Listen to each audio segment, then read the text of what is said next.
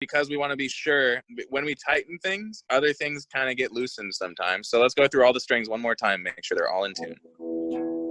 That should be in the middle of E. You look. Let's take a look at our tuner. Okay. Middle E. Middle A. Wait. Middle A. Middle D.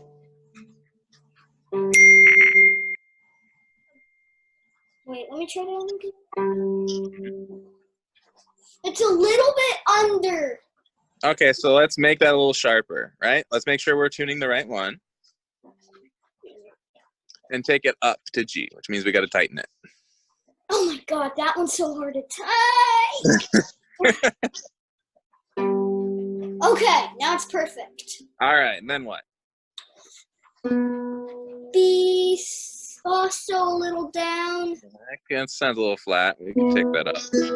Now it's on E.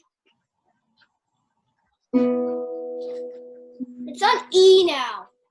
It should be on B, not E. Maybe you're playing the E string at the same time. Okay, now it's on. It's switching between B and E. Okay. Both It could be in the middle. both in the middle. Okay, just do this really quick. Go like this. Just strum everything. Rock on, dude. That's great. Nice. All right. This is your first and most important lesson, how to tune your instrument. Because when you sit down to play guitar, I regret to tell you that you're going to have to tune it every single time you play it, period.